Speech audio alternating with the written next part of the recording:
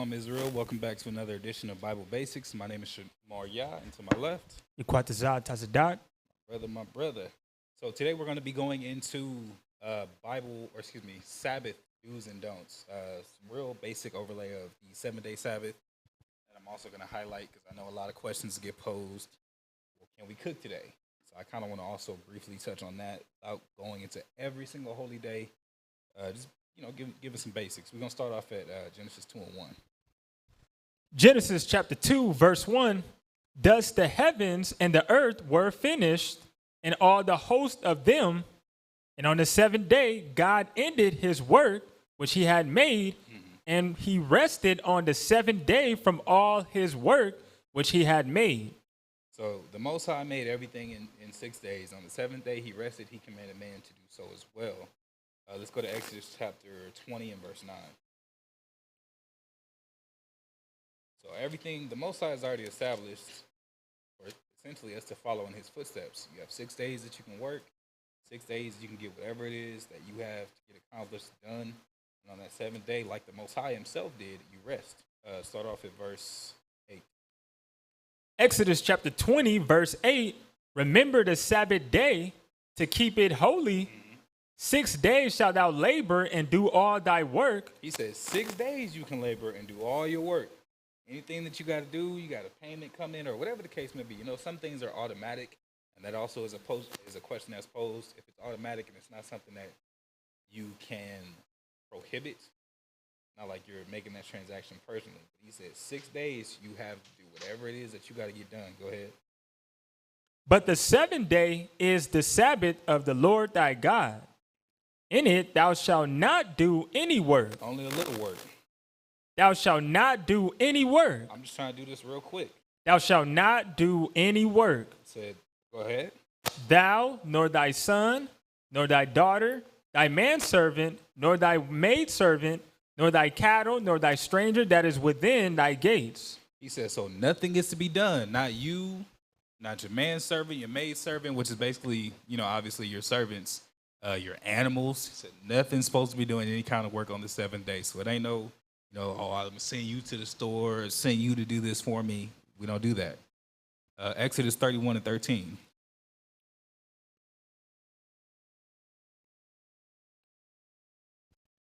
Exodus chapter 31, verse 13. Speak thou also unto the children of Israel, saying, verily my Sabbaths ye shall keep, for it is a sign between me and you throughout your generations. Throughout your generations. So first and foremost, the Most High said, this is a sign between me and the children of Israel throughout your generations. This is how you can recognize the Most High's people. Because from Friday night to Saturday night, they're resting. We don't buy, we don't sell, we don't work, we don't cook, we don't defile the Sabbath with our pleasures. Most High said, look, this is going to be the sign. Everyone, and it's crazy because all of our people, we keep trying to do this whole blackout thing. We're not shopping on this day. We're not shopping. Israel does that once a week, let alone once a year. We remove our dollar from being used in circulation once a week. And that's at a minimum. That's just with the 7-day Sabbath, not to mention the new moons, the annual feast days, the holy Sabbaths, the high holy Sabbaths, or feast days that have 2 Sabbaths in 1 week. So we do that all the time. That's revolution. That's discipline and the requirement. But it's also the Most High said, I recognize you by this. I recognize the sacrifice you're making or the fact that you're set apart through you keeping the Sabbath. Go ahead. That does sanctify you. Wait, Slaki. That ye may know that I am the Lord that does sanctify you. Read on. Ye shall keep the Sabbath, therefore, for it is holy unto you. Everyone that defileth it shall surely be put to death. So it was serious. This ain't one of the so-called least commandments. This ain't one of the things that you do and walk away from. The Most High said, if you do this, if you defile my Sabbath, you will be put to death. Read on. Actually, we're going to finish this and I'm going to get a definition. For whosoever doth any work therein, that soul shall be cut off from amongst his people. So even doing any work. So a lot of people ask, can we do this? For first and foremost, obviously, you shouldn't be working no job. And then the next dilemma that it comes down to is, well, is it okay to work out? Is it okay to do this? Is it okay to do that? If it's something small as, going to a park and sitting there and meditating, whatever the case may be, sure. But when Jay start getting to the point where they're specifically trying to work out, man, the Most High never said there is any kind of leadway for what you can and can't do. He said anything, any kind of servile work. Give me that definition, servile.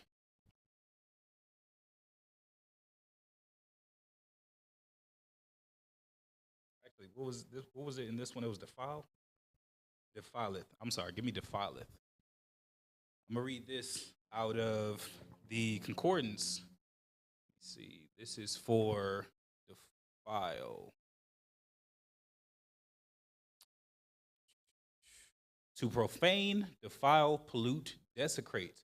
To profane oneself, defile oneself, pollute oneself. Ritually, sexually. There's also no sexual kind of interactions on the Sabbath. No engaging in sexual activity. That's not something that's allowed on the Sabbath. Get me. Was that all of that? Yeah. Con. Give me Exodus chapter 35. Go down to verse 2. Exodus chapter 35, verse 2. 6 days shall work be done. So he said it over and over again. You have 6 days to do what you want to do. 6 days to handle your business. 6 days to do your work, whatever that work may entail. 6 days. Go ahead. But on the 7th day there shall be to you an holy day, a Sabbath of rest to the Lord. Whosoever doth any work therein shall be put to death. And he said it again. If you do that work, I will put you to death. Read on. Ye shall kindle no fire throughout your habitations upon the Sabbath day. And he said there is no fire, so no cooking. This doesn't mean that you can't, You can't turn on the heater. Most he said not to kindle any fire. You still do basic things to be able to live, but he said you're not going to cook on the Sabbath. And no kindling fire on the Sabbath. What about using the microwave? Same thing. No cooking. Same thing. Because still the intent is there to obviously heat it up. There's a lot of ways that you could try to go off a technicality and say, well, technically, they didn't have. Most I say don't kindle fire. Your intent is to cook, whether that's a microwave oven, what's that, air fryer, all of that. Most I said don't kindle that fire. Go to Leviticus 23:8. And also, while you're getting that, I want the definition of servile after you read this. Matter of fact, I'll get that. 23:8, yes, sir.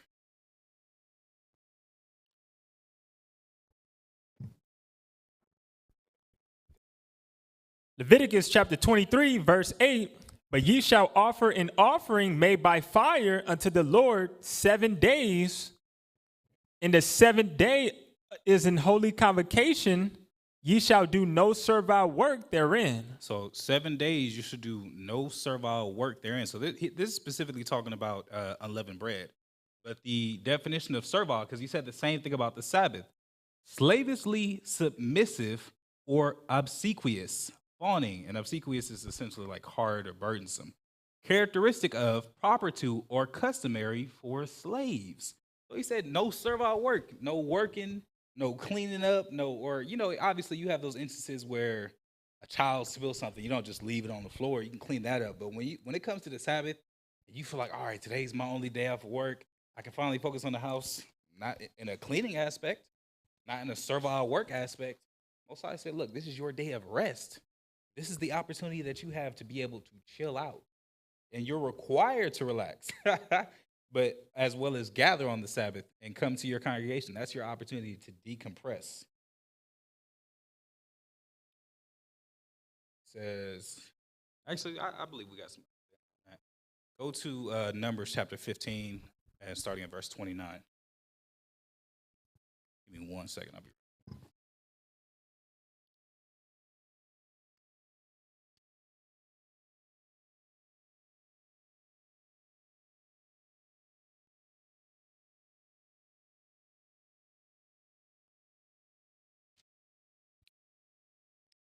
Numbers chapter 15, verse 29. Your carcasses shall fall in this wilderness, and Oh, slightly. Numbers 15. You shall have one law for him that sinneth through ignorance, both for him that is born amongst the children of Israel, and for the stranger that sojourneth among them. But the soul that doeth aught presumptuously, whether he be born in the land or a stranger, the same reproacheth the Lord, and that soul shall be cut off from amongst his people. So this is the story, if you haven't heard it, of the man who was caught gathering sticks on the Sabbath. So the Most High opened up by saying, well, there's one law, whether you be born in the land or you be a stranger, that you can essentially be forgiven. He said there's going to be one law for him that sinneth through ignorance. He said, okay, I can give you that space. I can give you that opportunity, especially when it's done out of ignorance, which means to be unaware.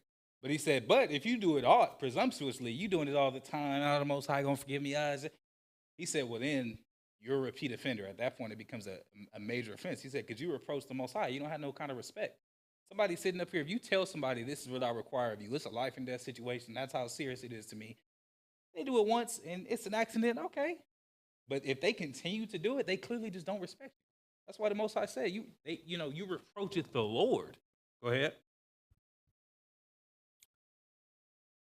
Because he had despised the word of the Lord and had broken his commandment, that soul shall utterly be cut off. His iniquity shall be upon him. At that point, you're held accountable because you already know.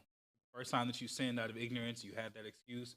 It was explained to you, broken down, et cetera, et cetera. After that, you can't say that you don't know. You just don't care. Go ahead. And while the children of Israel were in the wilderness, they found a man that gathered sticks upon the Sabbath day. And they that found him gathering sticks brought him unto Moses and Aaron and unto all the congregation.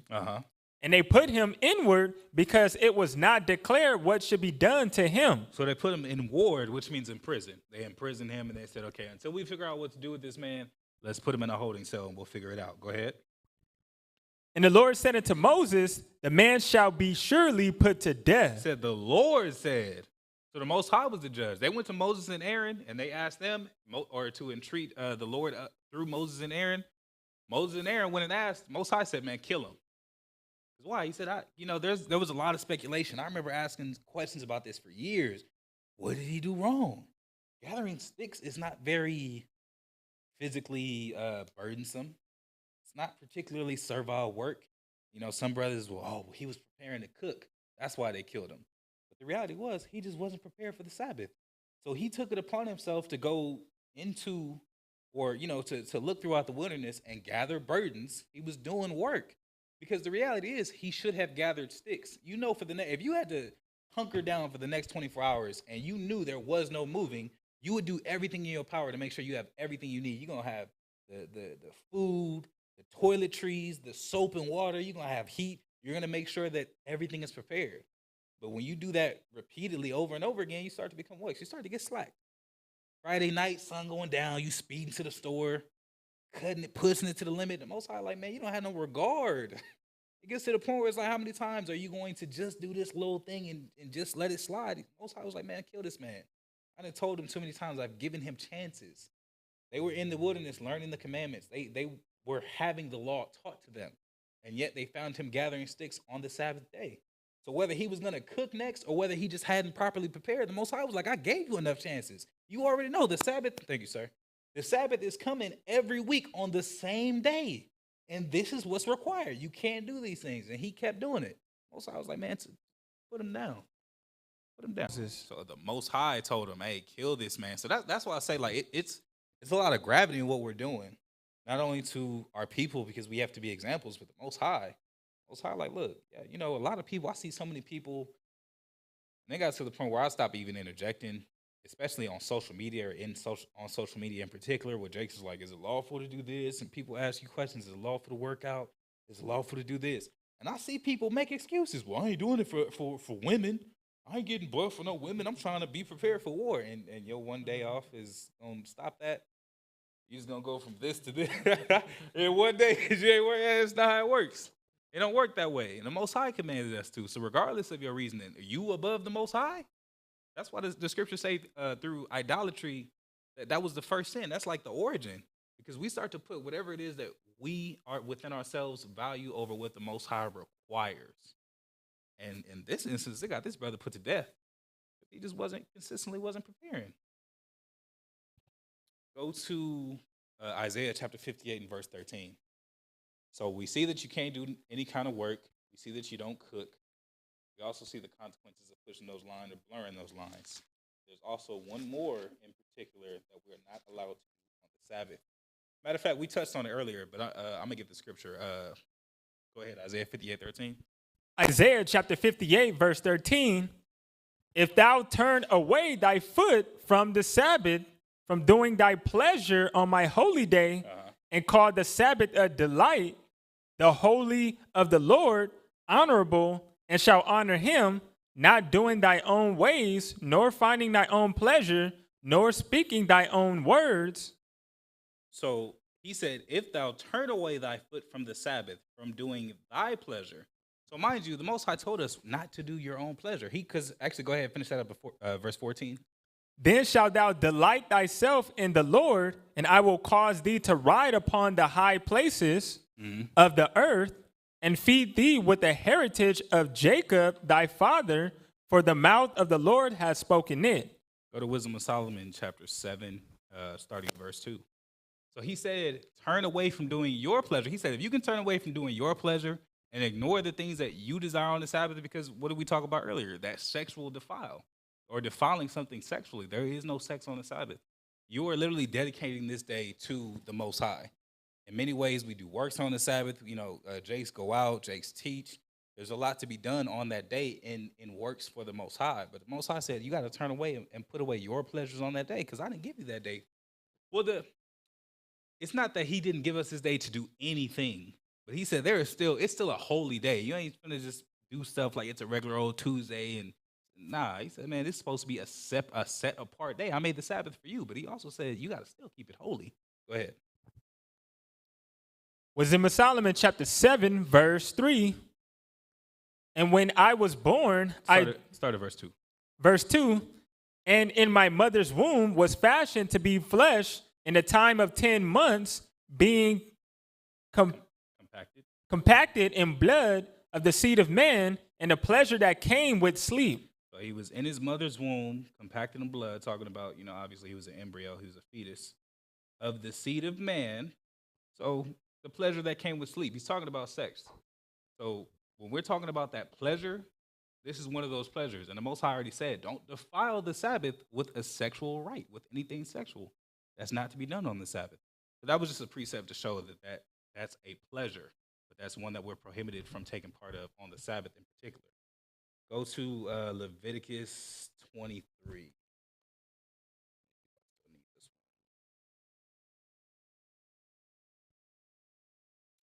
Matter of fact, so actually, no, let's go 1 Maccabees 13:51. So majority of the Sabbaths that you see in the scriptures are Sabbaths, all of which you can cook on with the exception of the 7-day Sabbath, right? The Day of Atonement, which is a day to fast. I don't see in the scriptures where the Most High particularly told us not to cook, but it's a day of fasting. Why would you? And I believe that is the only one. Go ahead. And then we're also going to talk about, so these other two holy days. So not every holy day is a Sabbath, but every Sabbath is a holy day. Go ahead. First Maccabees chapter 13, verse 51. And entered into it the 23rd day of the second month in the 171 year with thanksgiving and branches of palm trees and with harps and cymbals and with vows and hymns and songs, because there was destroyed a great enemy out of Israel. So this is talking about the memorial of Simon, obviously, but this was something that the people declared unto themselves that would be a day that they would memorialize because their enemy had been destroyed. It's not something that's a Sabbath. So on that day, it's not a Sabbath. You can cook, you can buy, you can sell. It's like, I wouldn't say like any other day because it's still a memorial, but it's not a Sabbath in particular. Okay? Let's go to Esther chapter 9, start at verse 19.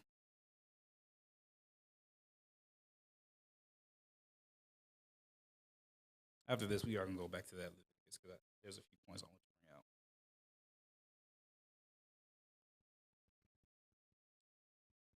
So, the Most High is serious about the Sabbath, man. It's plenty of times throughout the year where, we are allowed to do what we want to do. We are allowed to pursue our interests, our business, our desires, whatever the case may be. The Most High said when these days come up in particular, when these days are coming around, this is a time where I want you to relax. I want you to take the time off. And the crazy part about it, of all the belief systems, you have the Muslims, which have, what is that, Ramadan, where they cut themselves and all that. It's like, I've seen some extremes through belief systems and religions, and most that are, our God requires us to rest. So, hell, I feel like we got to, all around, just being an Israelite, we got a pretty good deal. Days where you have to rest, special and chosen, elevated above everybody else. But Most High said, look, this is what's going to make you special. This is what you are to do and what you aren't to do to be, for you to have that sign upon you for me to recognize throughout your generations. You got that? God. Go ahead. Esther chapter 9, verse 13. Then said Esther, if it please the king, let it be granted to the Jews which are in Shushan to do tomorrow also according to this day's decree, and let Haman's 10 sons be hanged upon the gallows. And the king commanded it so to be done, and the decree was given at Shushan. Drop down to 27, I'm sorry. Verse 27, the Jews ordained and took upon them and upon their seed and upon all such as joined themselves unto them, so as it should not fail that they would keep these 2 days according to their writing and according to their appointed time every year. Go ahead. And that these days should be remembered and kept throughout every generation, every family, every province, and every city, and that these days of Purim should not fail from among the Jews, nor the memorial of them perish from their seed. So as you can see, verse 27, it said the Jews ordained. So again, this is a high day or a holy day. This is a day that we have set apart, but this is something that was taken upon by the people. The Most High did not say, I absolutely require you to not cook, not do this, not do that. The Most High didn't say that. It said the Jews took it upon themselves to say, we're going to remember this day. So that's why this day in particular, Memorial of Simon and Nicanor and Purim are not Sabbaths. You can cook, you can buy, you can sell, you can do whatever else it is that you need to do. It's not required that you rest. It's not required that you have these particular stipulations.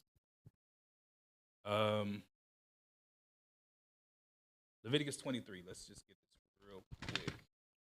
I just want to show the Most High said it over and over and over again. 6 days. You have 6 days to do whatever it is that you desire to do. But when the Sabbath comes around, no excuses. Start at verse 1. Leviticus chapter 23, verse 1. And the Lord spake unto Moses, saying, Speak unto the children of Israel, and saying to them, concerning the feast of the Lord, which ye shall proclaim to be holy convocations, even these are my feasts. 6 days shall work be done. Said it again. Go ahead. But the 7th day is the Sabbath of rest and holy convocation. Ye shall do no work therein. It is a Sabbath of the Lord in all your dwellings. In all your dwellings. So the Most High said it time and time again. The reason why I came into this chapter in particular, verse 5 and 6 talk about Passover, right? Verse about 13 on talk about Pentecost. So the majority of the holy days that we celebrate are mentioned here, and it talks about how their Sabbaths likened unto what he opened up with, the 7-day Sabbath. So these Sabbaths are days where you cannot engage in any kind of sexual intercourse. These are Sabbaths where, with the exception of the 7-day Sabbath, you can cook because they were feast days. So not all, okay, how do I put this as simple as possible? Most of the holy days are feast days and Sabbaths, but not all of them. So Day of Atonement, for example, is not a feast day because what are we doing? We're mourning and atoning for our sins. That's not a day that you feast. That's a day that you fast. Nicanor, Purim, and Memorial of Simon, they are feast days. They're not Sabbaths, however, because you're not ordained or you're not required to not engage in that sexual activity, cook, so on and so forth. You're allowed to do those things. But Passover, Pentecost, trumpets, dedication, tabernacles, all the Sabbaths of the Lord, those are times that you cannot engage in that sexual activity. You cannot buy or sell. And on the 7-day Sabbath exclusively, you also cannot cook. You have anything you want to bring out? Okay. So with that being said, I hope this was edifying. I hope that it was a little bit more clear to those that may have any kind of confusion. You can always, send us your inquiries or your questions, whatever the case may be. If you missed it, there was a Q&A yesterday, April the 5th. So that's once a month where we open up, where we allow any kind of biblical questions. So if you still have any questions about the Sabbath or any other biblical topics that you're looking for, be sure to tune in on those Q&As to be able to ask those questions so that we can edify the people and for those that are confused. You said you had nothing? All right. Well, with that, Israel, I'm going to say shalom. Shalom.